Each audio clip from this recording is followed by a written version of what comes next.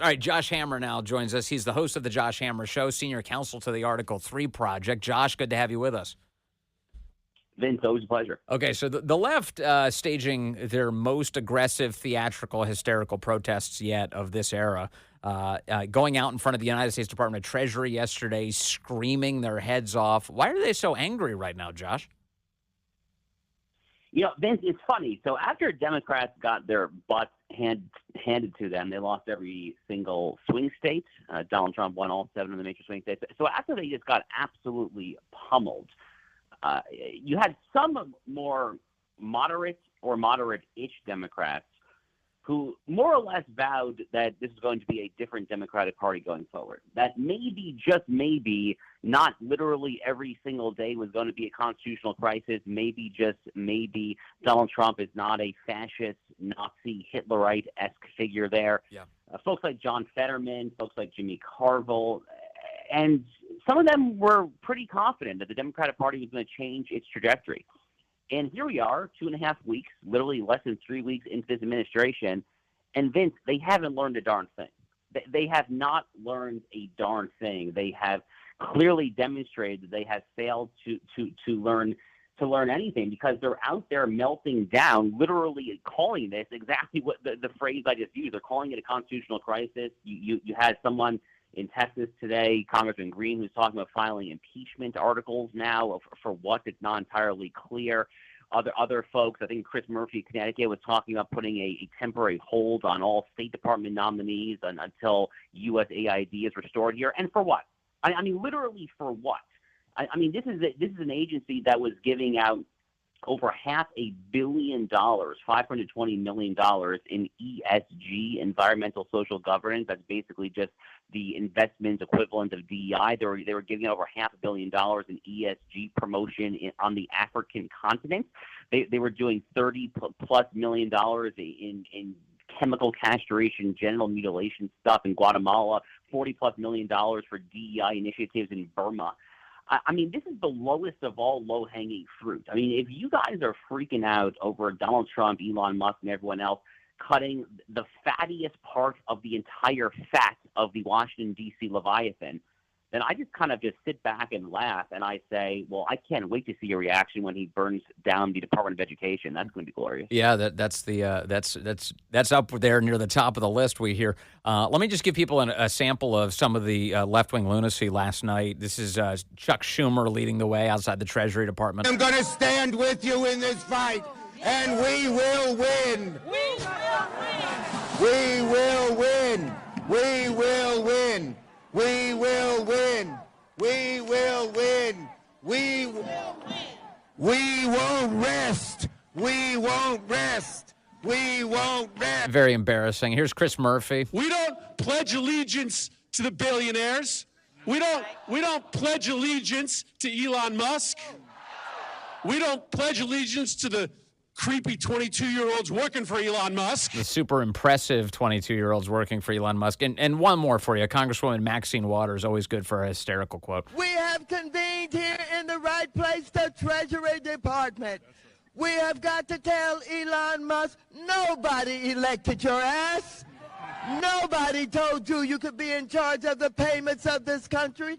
We have told you you've made enough money off our government yourself. I mean, nothing makes these lefties more angry in public than going after the money they've been misusing, Josh Hammer. Yeah, it's well said, Vince. And again, I mean, if you guys are freaking out over trimming some of the excesses, shall we say, that's probably the most polite way I can put it. If you guys are freaking out over trimming the excesses of USAID, I mean, again, I just come back to the 2024 election. This is a political party that some of the members told us they were going to be more serious going forward and not just dialing it up to 11, so to speak, and just freaking out over literally everything that Donald Trump does, no matter how anodyne or unoffensive it is there. And they're just doing the same darn thing all over again. It's kind of the old Einstein definition of insanity, yes. right? Is doing the same thing all over again, expecting a different result. Well, you guys did this for a long time, and you got the result of Donald Trump winning every single landslide state or swing state for that matter. And you're not going to get a different result going forward unless you change ways. And I guess the final thing I'll say on this is that I think the reason that they're not going to change course, that they are just doubling down on just blowing everything out of proportion there, is to do so would be to repudiate the entirety of the post-2008, post-Barack Obama legacy. That is actually what the Democratic Party's task ahead if they want to come back to a place of normalcy with the voters. If they want to come back and get rid of this 57% unfavorable rating that Quinnipiac polling just says that with the worst favorability rating that they've ever had in modern polling, the Democrats there, they would have to repudiate the entirety of the post-Obama era. And they're not ready to do that. So because of that, this is what you get. Yeah, it is what you get. So I'm of two minds on this, Josh. One is I want the left to continue to be this way, which is just continue to hysterically descend into irrelevance and forever live in the wilderness of American politics. That's part one. But part two is there's a part of me that does hold out hope that some of these guys could learn a lesson from all of this, and we could have a better state of American politics, a more worthy opposing political party, one that doesn't have its head installed backwards. So I mean, cards on the table, I'm probably closer to the first camp, to be honest with you. I mean, I am a conservative. I am someone who wishes to see the Democratic Party suffer continuous losses. Now, on the other hand, though, your point is well taken, right? Which is once upon a time, when the Democratic Party was a mainstream political vehicle, and you really don't have to actually go that far back. It truly was the Obama era, 2008, that changed everything. I mean, going back to the 1990s, I was born in 1989, so I came of age in the 1990s. I mean, Bill Clinton was a famously centrist, moderate president. I mean, he signed tough on crime legislation, welfare reform, you name it there. Bill Clinton, I mean, even the same-sex marriage issue. He signed the Defense of Marriage Act back in 1996. Harry Reid, back in the 1990s when he was a senator from Nevada, people forget this. Harry Reid was actually an outspoken opponent of birthright citizenship for the children of illegal aliens. Hard to believe, but that was actually a fairly mainstream position on both the Republican and the Democratic side of the ledger back in the 90s. Now, to even say that is to automatically be accused of just horrific racism, xenophobia, and so forth there. Yeah. So they've fallen a very, very, very long ways, and they have a really, really long slog back to reclaim relevance. But again, in the short term, as a conservative guy who doesn't want to see Democrats do well, I'm not complaining about it. Yeah, no, reasonably so. Okay, let me ask you about one other issue that I've seen you talking about on social media this week today. The president of the United States yesterday floated this idea that, hey, you know what, maybe it's time for the United States to take over Gaza. It's a hellscape. We should go in there. We should clean it up. We should get rid of all the munitions that are buried in the ground and clean out the tunnel systems and build a beautiful strip of beachfront property that the world can enjoy. But you are warning that we need to just be on guard not to create any extra problems for ourselves as the president makes this announcement. What are you concerned about here, Josh? Well, Vince, I'm open-minded for sure about whatever Donald Trump has in mind in Gaza. I think it's worth noting that we don't really know what he has in mind because we haven't seen anything fleshed out here.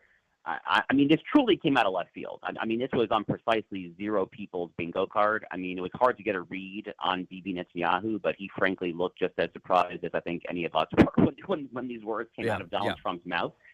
So I don't really know exactly what to think of it. Certainly the U.S. taking it over is worse than many other options, such as Hamas staying in power or the Palestinian Authority staying in power. So there certainly are worse options. I'm not sure it's the best option. But the one thing that I did put out on social media is that if the U.S. does end up going in Gaza, and again, I don't even know what that looks like, to be honest with you. You'd really have to go in after the Arabs there are somehow taken out to Jordan, Egypt, which seems to be kind of the other part of this two-part deal that Donald Trump has in mind there.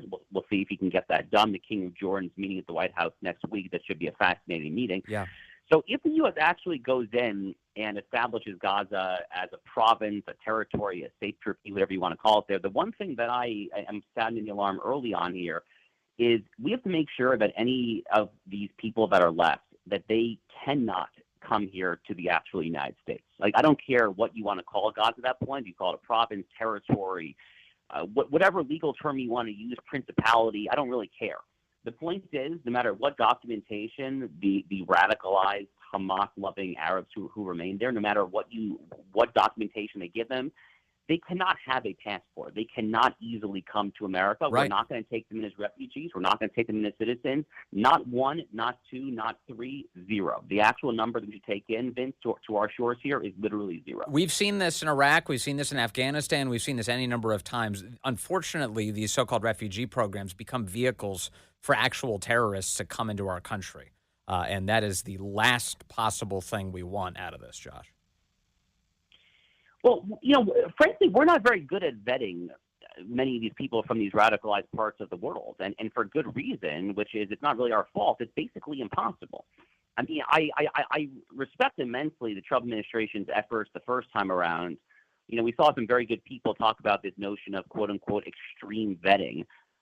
That only goes so far. I mean, it's really, really, really hard to say. I mean, the percentage of people, there's polling in the Palestinian territories. There's polling in Judea and Samaria, aka the West Bank. There's polling in Gaza. The polling is pretty dire as to what these people actually believe when it comes to applauding jihadism, when it comes to applauding terrorism there.